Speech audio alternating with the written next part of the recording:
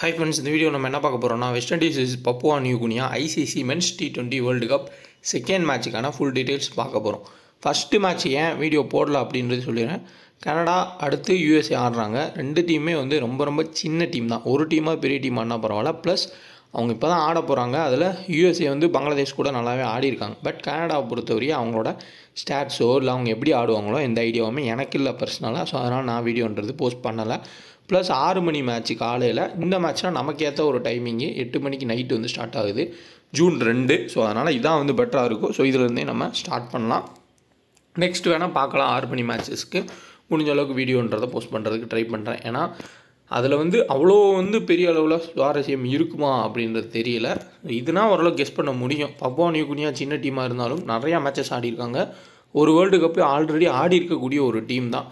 டீசனான all-rounders நிறையா பேர் இருக்காங்க. ஸோ பார்க்கலாம். West Indies is Papua New Guinea second T20 match ICC men's T20 world cup 2024. So total மேட்சஸ்ன்னு பார்த்தோம்னா 10 மேட்ச் நடந்திருக்கு ப்ரொவிடன்ஸ் ஸ்டேடியமில். 3 மேட்ச் ஃபர்ஸ்ட் பேட் டீமும் 7 மேட்ச் செகண்ட் டீமும் ஆவரேஜாக 150 ரன் எதிர்பார்க்கலாம். கடைசியாக இந்த கிரவுண்டில் இந்தியாவும் வெஸ்ட் இண்டீஸ் தான் ஆடினாங்க. அதுக்கான ஸ்கோர் கார்டும் காட்டுறேன், அதையும் வந்து பார்த்துக்கோங்க. இந்த மேட்ச்சில் பெஸ்ட்டாக நம்ம கிராண்ட் லீக் மேக் பண்ணுறதுக்கு ஆப்ஷன் நிறையாவே இருக்கும். ஹை பர்சன்டேஜ் லோ பர்சன்டேஜ் யாரை ஆட் பண்ணணும் யாரை ரிமூவ் பண்ணணுன்ற மாதிரி லாஜிக்கலாக யோசிச்சு பார்ப்போம். கிராண்ட் லீக் கிட்ட போகிறதுக்கான வாய்ப்புகள் அதிகம். ஏன்னா வெஸ்ட் இண்டீஸ் ஜெயிக்கிறதுக்கான சான்ஸ் 90% இருக்குது, 99% இருக்குது, 100% இருக்குதுன்னு கூட யோசிக்கலாம். பட் 1% கொஞ்சம் மாற்றி யோசிச்சு பாருங்கள். ஏன்னா ஓவரால் இப்போ வந்து ஒரு 2 கோடி 3 கோடி பேர் ஆடுறாங்க அப்படின்னா கிட்டத்தட்ட ஒரு 3 கோடி கிட்ட எல்லாருமே வெஸ்ட் இண்டீஸ் ஜெயிப்பாங்கன்னு தான் யோசிப்பாங்க. அதான் உண்மை. பட் ஏதோ ஒரு ஃப்ளூக்கில் பப்புவா நியூ கினியா ஜெயிப்பாங்க, இல்லாட்டி அங்கேருந்து ஒரு 4-5 பிளேயர் இங்கே எடுக்கலாம், ஈக்குவல் டீம் போடலாம் நீங்கள் யோசிச்சிங்கன்னா சப்போஸ் கிளிக் ஆனால் நல்ல பொசிஷன் வரலாம். ஸோ ட்ரை பண்ணி பாருங்கள். அது ஒரு மெத்தட் இருக்குது. ஸோ அதையும் வந்து சொல்கிறேன். 8 மணிக்கு வந்து நம்மளோட டைமிங் நைட்டு 2 ஜூன் ப்ரொவிடன்ஸ் ஸ்டேடியமில் நடக்கக்கூடிய ஒரு மேட்ச்.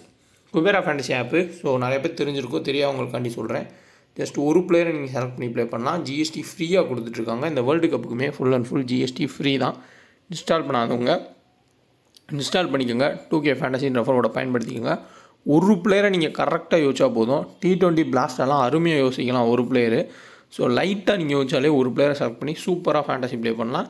ஹெட் 3 இருக்குது, அதேமாதிரி உங்களுக்கு ஹெட்டும் இருக்குது. உங்களுக்கு எது விருப்பமோ அதை வந்து ப்ளே பண்ணிக்கலாம். ஈஸியாக ஆப்போசிட்டை பார்த்துட்டு கூட நீங்கள் வந்து ப்ளே பண்ணிக்கலாம். ஸோ இன்ஸ்டால் பண்ணுவாங்க, உடனடியாக இன்ஸ்டால் பண்ணுங்கள். சூப்பரான ஒரு ஆப்பு. டியோன்ற ஆப்ஷன் மூலிமா ஒரு பிளேயர் செலக்ட் பண்ணி ப்ளே பண்ணலாம். கிளாசிக்ன்ற ஆப்ஷன் மூலிமா நீங்கள் நார்மல் ஃபேண்டசி டீம் எடுத்து ப்ளே பண்ணாலும் ப்ளே பண்ணிக்கலாம். பட் டியோ தான் வந்து குபேரா ஃபேண்டசியில் ஒரு ஸ்பெஷலான ஒரு ஆப்ஷன். ஸோ ட்ரை பண்ணி பாருங்கள். West Indies Papua new Guinea full details பார்க்கலாம். வாங்க வீடியோக்குள்ளே போகலாம்.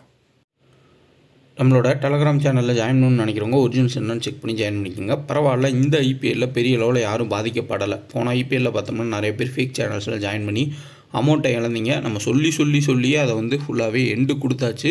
ஸோ இருந்தாலும் வேர்ல்டு கப்புக்கு மறுபடியும் ஒரு 10 சேனல் நம்ம சேனல் மாதிரி ஃபேக் சேனல் டெலகிராமில் வரும். அதில் கிராண்ட் லீக் வின் பண்ண மாதிரி போஸ்ட் இருக்கும். அமௌண்ட்டு கேட்டு ஏமாற்ற சான்ஸுன்றது இருக்கும். புதுசாக யாராவது வந்தால் மறுபடியும் சொல்கிறேன், நம்ம ஒன்லி ஃப்ரீ டீம்ஸ் தான். நம்ம நேமை யூஸ் பண்ணி யாராவது அமௌண்ட் கேட்டால் கொடுத்துறாதீங்க. டிஸ்கிரிப்ஷன் லிங்க் இருக்குது, அதுக்கேற்ற மாதிரி பார்த்து ஒரிஜினல் தான் செக் பண்ணிங்க. குபேரா ஃபேண்டசி ஆப்பை இன்ஸ்டால் பண்ணிங்க. 2K fantasy ரெஃபரோட பயன்படுத்திக்கங்க. ஸோ கண்டிப்பாக ஒரு பிளேயரை நீங்கள் செலக்ட் பண்ணி ப்ளே பண்ணுறப்போ ஈஸியாகவே வின்னிங்ஸ்ன்றது கிடைக்கும். அதில் நம்ம எக்ஸாம்பிளாகவே நிறையா வின்னிங்ஸ்ன்றது போட்டிருப்போம். அதில் 2 பிளேயரை மார்க் பண்ணி கொடுத்தா எப்படி ப்ளே பண்ணணுன்றதையும் நான் சொல்லியிருக்கேன். 2 பிளேயர் நம்ம மார்க் பண்ணி கொடுத்தா ஆப்போசிட்டில் வேறு பிளேயர் வரப்போ நீங்கள் வந்து எடுத்துக்கலாம். அதுதான் வந்து concept. So Telegram original check பண்ணி ஜாயின் பண்ணுங்கள். அடுத்த வர எல்லா இன்டர்நேஷ்னல் மேட்சஸ் எல்லாத்துக்குமே நம்ம டீம்ன்றது கொடுப்போம். கண்டிப்பாக ஒரிஜினல் சேனலாக செக் பண்ணி ஜாயின் பண்ணிக்கோங்க டெலகிராமில். ப்ரொவிடன்ஸ் ஸ்டேடியமில் நடந்த லாஸ்ட் மேட்ச். ஸோ அப்படி சொல்லலாம், லாஸ்ட்டாக நடந்த மேட்ச் இதுதான்.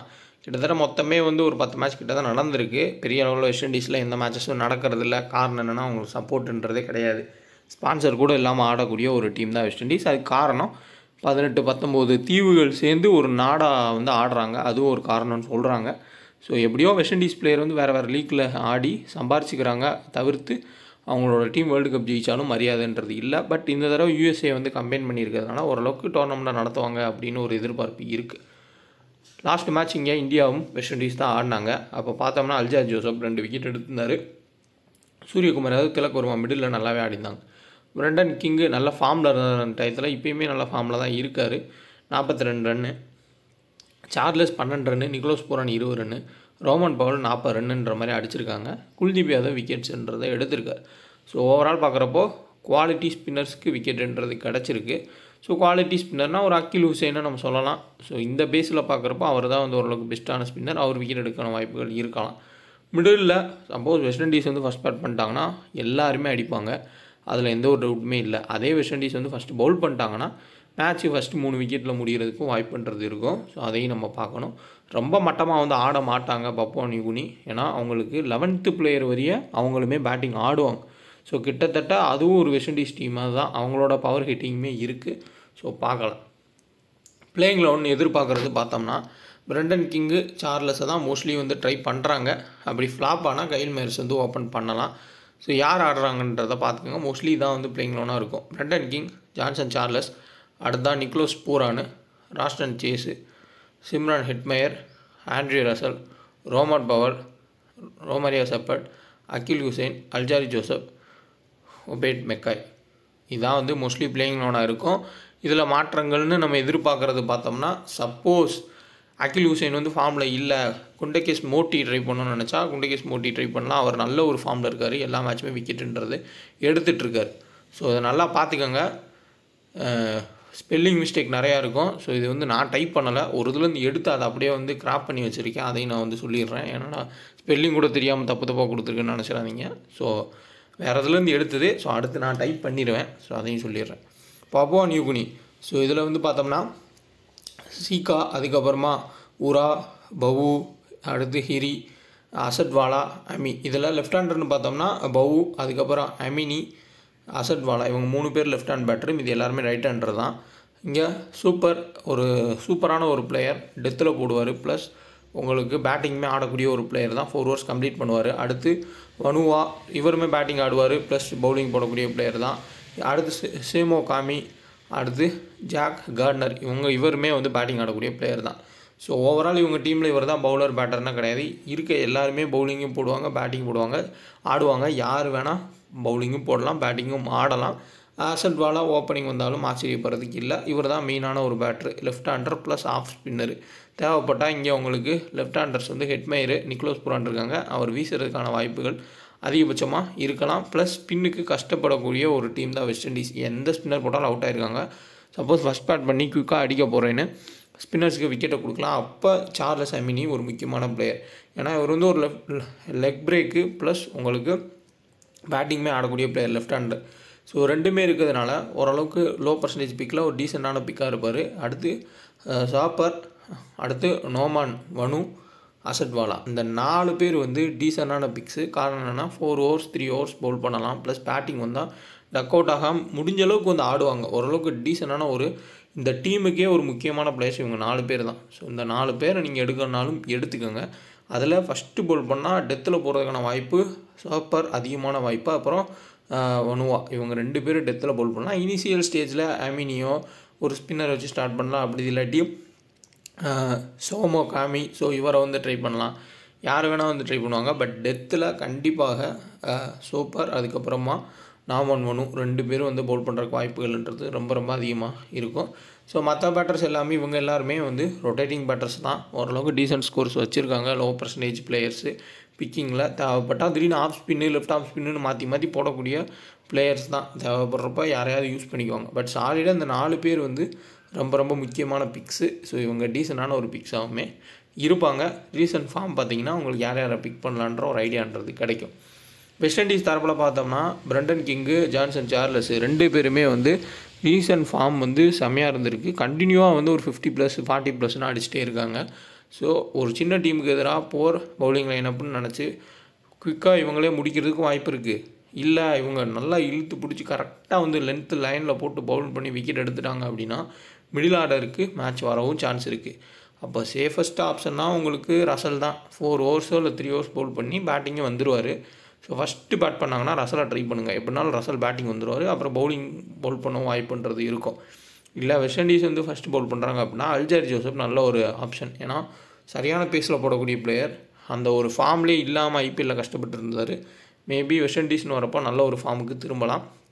அகில் ஹுசைனும் ஒரு நல்ல ஒரு ஆப்ஷன் தான். இந்த 2 பேர் வந்து ஃபஸ்ட்டு பவுல் பண்ணால் ஒரு பெட்டரான ஆப்ஷன்ஸாக இருப்பாங்க. ரசல் வேணாலும் ட்ரை பண்ணி பாருங்கள்.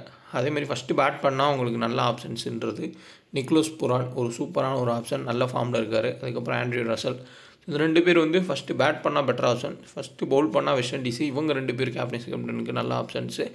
அடுத்ததாக பிரண்டன் கிங், ஜான்சன் சார்லஸையும் நீங்கள் ட்ரை பண்ணி பாருங்கள். கேப்டன் சாய்ஸ்க்கு நல்ல ஆப்ஷன்ஸாக இருப்பாங்க. ராஷன் சேஸா இல்லை சே ஹோப்பான்றதை பார்த்துக்குங்க. சேஸை தான் மோஸ்ட்லி ட்ரை பண்ணுவாங்க. 2 பேருமே ஒரே மாதிரி ஆடக்கூடிய பிளேயர்ஸ் தான். சேஸ்னால் உங்களுக்கு பவுலிங்கும் கிடைக்கும், தேவைப்பட்டால் பவுலிங்கும் வீசிக்குவார். ஹை ரிஸ்க்காக நீங்கள் டாப் ஆர்டர் ஏர்லி அவுட் ஆவாங்க வெஸ்ட் இண்டீஸ் அப்படின்னு கான்செப்டில் போனால் லோ பர்சன்டேஜ் பிக்ஸாக யார் இருப்பானா Rovman Powell, Romario Shepherd, Hetmyer இவங்களாம் இருப்பாங்க. ஏதாவது இப்போது ஒரு டிஃப்ரெண்ட் டீம்ஸ் வந்து நீங்கள் மேக் பண்ணுறப்போ டாப்பில் விக்கெட்ஸ் போகும்னு ஏதாவது ஒரு டீமை மேக் பண்ணிங்க அப்படின்னா அதில் Hetmyer, Rovman Powell, Shepherd middle order வந்து அடிப்பாங்கன்ற கான்செப்ட் எடுத்தால் இவங்க எல்லாருமே மினிமம் 20% கீழே தான் இருப்பாங்க. ஸோ அதனால் இவங்களாம் நல்ல ஒரு பிக்ஸு ஜிஎல்ல ஹை ரிஸ்க் எடுக்கிறப்போ சொல்கிறேன். அதேமாதிரி ஒபேட் மெக்காயை பொறுத்தவரைய ஒரு விக்கெட் எடுத்திருக்காரு. டெக்னிக்கலாக பவுல் பண்ணக்கூடிய ஒரு பிளேயர். பட் இந்த கிரவுண்டில் அவருக்கு ஸ்டாட்ஸுன்றது போராக தான் இருந்திருக்கு. ஸோ அதை கொஞ்சம் பார்க்கணும். பட் இருந்தாலும் டெத்துலேயே அவர் வீசறதுக்கான சான்ஸ்ன்றது இருக்கும். ஃபஸ்ட் பவுல் பண்ணாலும் செகண்ட் பவுல் பண்ணாலும் நல்ல ஒரு பிக்கு தான். ஸோ கேப்டன் சாய்ஸ் தான் வந்து சேசிங்னா இவங்க 2 பேர் நல்ல ஆப்ஷனு. அதேமாதிரி ஃபஸ்ட்டு பவுலிங்னா இவங்க 2 பேர் நல்ல ஆப்ஷன். ஃபஸ்ட்டு பேட்டிங்னா ஆண்ட்ரியூ ரசல், நிக்லோஸ் புரான் ஒரு நல்ல ஆப்ஷன்ஸாக இருப்பாங்க, சேஃப் ஆப்ஷன்ஸாக. ரிஸ்க்கு நீங்கள் எப்படி வேணால் வந்து எடுத்துக்கலாம். ஸோ டெத்தில் வந்து ஆண்ட்ரியூ ரசல் பவுல் பண்ணலாம், செப்பர்ட் பவுல் பண்ணலாம், அல்ஜார் யூசப் பவுல் பண்ணலாம். ஸோ அவங்க எப்படி கான்செப்ட் போகிறாங்க தெரியல. டெத்து வரையே ஃபஸ்ட்டு மேட்ச் போகுமா, பப்புவா நியூகினி தாக்கு பிடிப்பாங்களா அப்படின்றதையும் பார்க்கணும். ஸ்டார்ட்டுன்னு பார்த்தோம்னா இப்போதைக்கு நம்ம பப்புவா நியூகினியாவோட ஸ்டார்ட் பார்ப்போம். ஸோ எதுவும் கிடையாது, வென்யூவும் கிடையாது, ரீசன்ட் ஃபார்ம் மட்டும் தான் நம்ம பார்க்க முடியும். சீக்கா பொறுத்தவரையா ஒரு மேட்ச்சில் 55, 2 மேட்ச் ஃப்ளாப்பு. அடுத்து டோனி உரா டீசெண்டான பிளேயர், ஒரு சைடு விக்கெட் போயிட்டே இருந்தால் இவர் மட்டும் கேமை நவட்டி எடுத்துகிட்டு போகக்கூடிய ஒரு பிளேயர். 2 50 அடிச்சிருக்காரு. பவு ஒரு 50 28 ரன்னு. அப்புறமா ஹிரி அவர் 53 ரன்னு 28 ரன்னு. அசட்வாலா 2 விக்கெட் எடுத்திருக்காரு. ஸோ சும்மா தூக்கி போட்டு விக்கெட் எடுத்துருவார். ஒரு டிஃப்ரெண்ட்டான ஒரு ஆல்ரவுண்டர். எப்படி சொல்லலாம்னா இங்கிலாந்தில் நிறையா ஆல்ரவுண்டர்ஸ் வந்து இருப்பாங்க, ரொம்ப காலமாக ஆடிட்டே இருப்பாங்க. ரவி போபாரா, ஒரு சமித் பட்டேல், டேவிட் வீசா, நபிபிஎல் ஆடுறாரு. அந்த மாதிரி இவர் ஒரு ஆல்ரவுண்டர். திடீர்னு எப்போ வேணால் விக்கெட் எடுப்பார். பேட்டிங்லேயுமே வந்து பெர்ஃபார்ம் பண்ணக்கூடிய பிளேயர். ரொம்ப ஏஜ் ஆடிட்டுருக்கார். பப்புவா நியூகினியா டீம் உருவானதே இவர்னாலன்ற மாதிரி தான் சொல்கிறாங்க. அந்த அளவுக்கு வந்து எக்ஸ்பீரியன்ஸான ஒரு பிளேயர், டீசெண்டான பிக்கு. அடுத்து அமினி. ஸோ நான் சொன்ன மாதிரியே இவர் டீசெண்டான ஒரு பேட்ரு ப்ளஸ் தூக்கி போட்டு விக்கெட் எடுக்கக்கூடிய ஒரு பிளேயர். அடுத்தா சூப்பர் 3 விக்கெட் ப்ளஸ் 1 விக்கெட். கண்டிப்பாக இவர் டெத்தில் போட்டால் மினிமம் 2 விக்கெட் எடுத்துருவார். பேட்டிங்குமே இவர் ஆடக்கூடிய ஒரு பிளேயர் தான். அடுத்தா நவ்மா வனு. So 3 wicket 1 wicket. அடுத்து கர்னர் 1 விக்கெட் 2 மேட்ச்சில் விக்கெட் இல்லை. அடுத்து காமே 2 விக்கெட் 0 விக்கெட் 1 விக்கெட்டுன்ற மாதிரி ஸ்டார்ட்ன்றது இருக்குது. பிரண்டன் கிங்கோட ஸ்டார்ட்டை பார்ப்போம். கடைசி 3 மேட்ச்சுமே சூப்பராக ஆடிருக்காரு. ஸோ இந்த கிரவுண்டில் அவர் கடைசி ஆடின மேட்ச்லையுமே ஒரு 44 ரன் ஸ்கோர் பண்ணியிருக்காரு. வென்யூவில் மொத்தமே 3 மேட்ச்சில் 49, அதில் அந்த மேட்ச்சில் அவர் ஸ்கோர் பண்ணதான். அதுக்கு முன்னாடி 2 மேட்ச்சில் வந்து பெர்ஃபார்மன்ஸ்ன்றது இல்லை. ஜான்சன் சார்லஸ் கடைசி 2 மேட்ச் நல்லா ஆடிருக்காரு. ஸோ சார்லஸை பொறுத்தவரையாக ஃபஸ்ட்டு பால் டக்கு ஆனது தான். பட் கண்ணை மூடிட்டு பல சிக்ஸஸ் அடித்தது தான். ஒரு டிஃப்ரெண்ட்டான ஒரு பிளேயரு. ஸோ இப்படி தான் கிரிக்கெட் ஆடணுன்னு ரூலே இல்லாத மாதிரி ஆடக்கூடிய ஒரு பிளேயர். ஸோ கணிக்கிறது ரொம்ப கஷ்டம். வென்யூவில் 2 மேட்ச்சுமே ஃப்ளாப்பு தான். நிக்லோஸ் புரான் கடைசி 3 மேட்ச்சுமே சூப்பராக ஆடிருக்காரு. ஆடின எல்லா மேட்ச்சுமே வார்மப்லேருந்து ஐபிஎல்லேருந்து எல்லாமே. வென்யூவில் 4 மேட்ச்சில் 59 ரன் ஆவரேஜும் வச்சுருக்காரு. டீசெண்டான ஒரு கேப்டன் சாய்ஸ், நல்ல ரிதமில் இருக்கார். விக்கெட் கீப்பிங் பண்ணுறதுக்கும் சான்ஸுன்றது அதிகமாகவே இருக்கும். ராஷன் சேஸ் ஸோ 67 1 விக்கெட், 32 1 விக்கெட்டும். Rovman Powell 52 2 6. ஸோ வென்யூவில் 4 மேட்ச்சில் 98 ரன் ஸ்கோர் பண்ணியிருக்காரு. அல்ஜார் ஜோசப் வென்யூவில் 4 விக்கெட்டு. மெக்காய் 3 மேட்ச்சில் ஒரே ஒரு விக்கெட் தான் வென்யூவில் எடுத்திருக்காரு. ஸோ இப்படின்றத பார்த்துக்கோங்க. ஆன் டைமில் ஆண்ட்ரியூ ரசல் கேப்டனாகவும் பிரண்டன் கிங் வைஸ் கேப்டனாக கொடுத்துருக்கேன். அதேமாதிரி நம்ம நிக்லோஸ் புரானையும் கொடுத்துக்கலாம். ஃபஸ்ட் பேட் பண்ணால், ஃபஸ்ட் பவுல் பண்ணால் அல்ஜார் ஜோசப் ட்ரை பண்ணலாம். முடிஞ்ச அளவுக்கு இந்த 3 ஆல்ரவுண்டர்ஸையுமே எடுத்திருக்கேன். இதில் நீங்கள் அமீனி வேணும்னா பிக் பண்ணிக்கலாம். அந்த 4 பேர் தான் எனக்கு தெரிஞ்சு பெஸ்ட்டான ஆப்ஷன்ஸ் கேப்டன் சாய்ஸ்க்கு. ரிஸ்க்காக பப்புவா நியூகினியாவுக்கு நீங்கள் ட்ரை பண்ணிங்கன்னா, ஏன்னா அந்த 4 பேர் தான் சேஃபஸ்ட் ஆப்ஷன்ஸு கூட. மற்ற எல்லாருமே ஒரு 20-25 ரன் அடித்தாலும் 10 பால் 15 பாலுக்கு மேலே எடுத்து அடிக்கக்கூடிய பிளேயர்ஸ் தான். டாப்பில் இருக்க 3-4 பேருமே.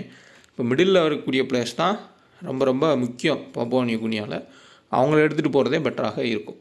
ஃபேப்லான் ஆப் இன்ஸ்டால் பண்ணிக்கோங்க. எஸ்ஆர் நோன்னு நீங்கள் செலக்ட் பண்ணியே ப்ளே பண்ணலாம்.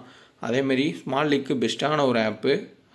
T20 பிளாஸ்டெல்லாம் பார்த்தோம்னா நிறைய பேத்துக்கு யோசனை வரலாம், இந்த மாதிரி ஓரளவுக்கு சுமாரான டீமாக கொடுக்குற மாதிரி இருக்குது, எப்படி ஃபேப் லோனில் மட்டும் வின் ஆகுது அப்படின்னு.